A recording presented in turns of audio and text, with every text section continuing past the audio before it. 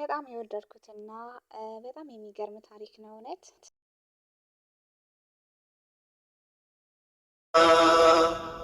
ባህር ማዶ ያለችው ውዲቷን እህቴ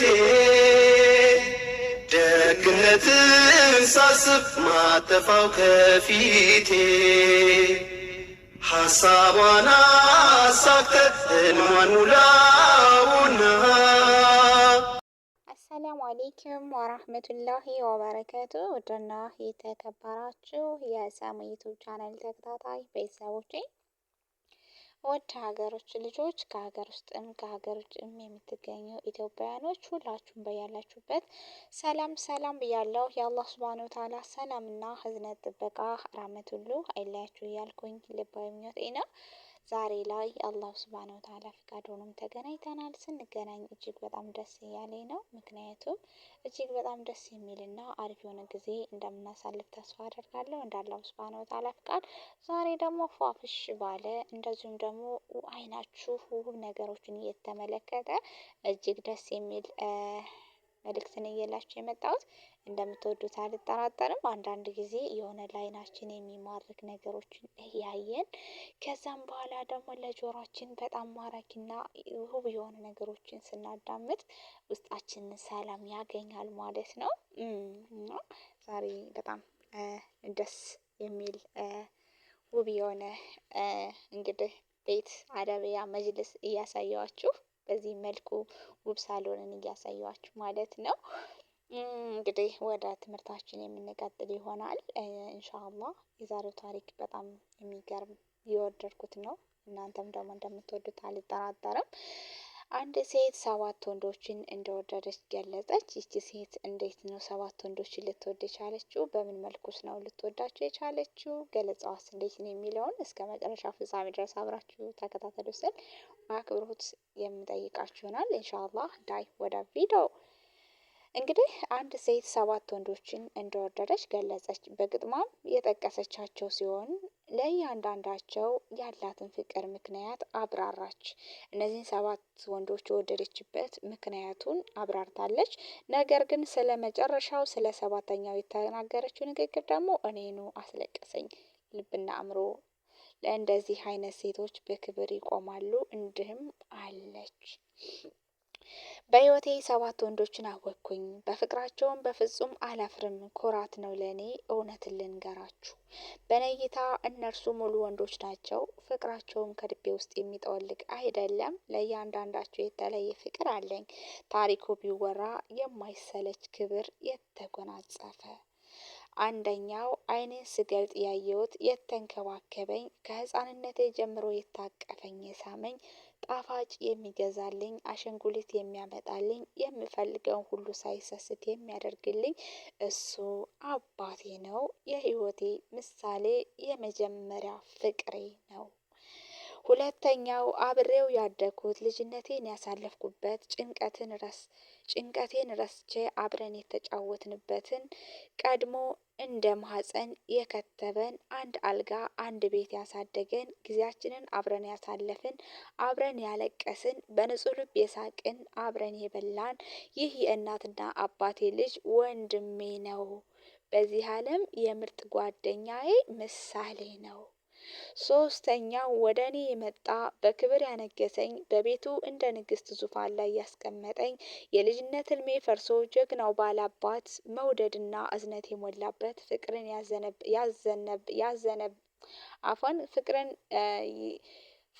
ያዘነበበት እሱ ባሌ ነው። የልጆቼ አባት፣ በሌላ የማልተካው የህይወት አጋሬ። አራተኛው በጉጉት የጠበኩት፣ ተስፋ ያደረኩት፣ 9 ወር በማህፀኔ የተሸከምኩት፣ በምጥ የወለድኩት፣ ያሸተትኩት፣ ያጠባሁት፣ ህፃንነቱ ኮትኩቼ ያሳደግኩት እሱ ልጄ ነው። የጉበቴ ክፋይ፣ ልቤም አካሌም አይኔም የሚሰዋለት።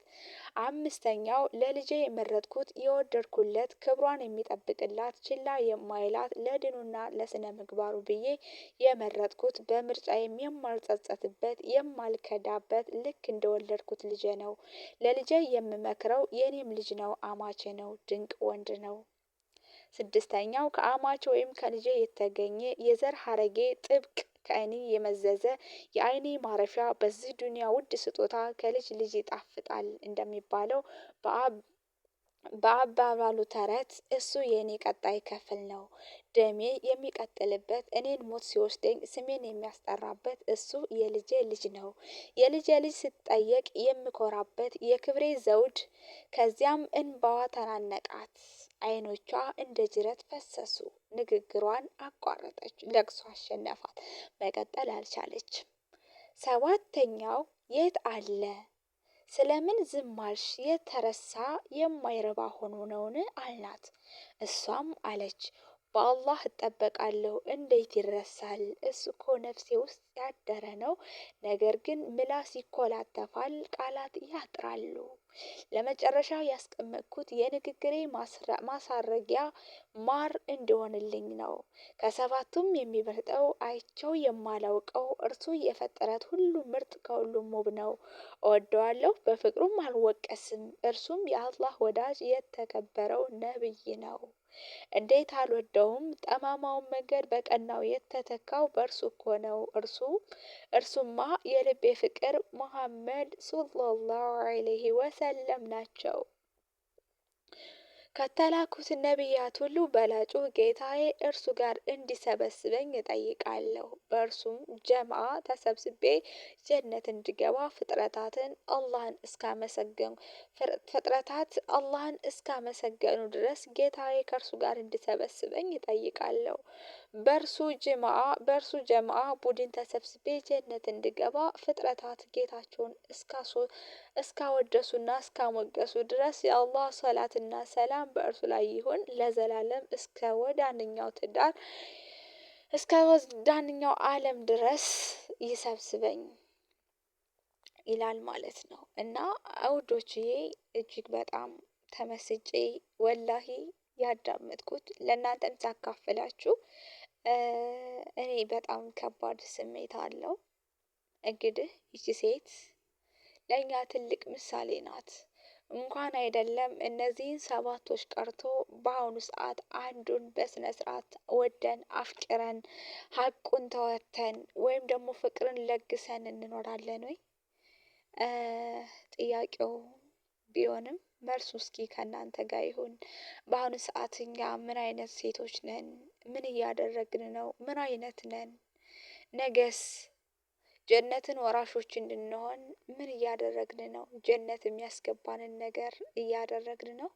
አሁን ያለንበት ምን እየሰራን ነው የሚለውን እስኪ ራሳችንን እንፈትሽ። እውነት ለመናገር በጣም በጣም በጣም የሚገርም ነው። እኔ ወላሂ በጣም የወደድኩት ነው። ውስጤን የነካኝም ነው ማለት ነው።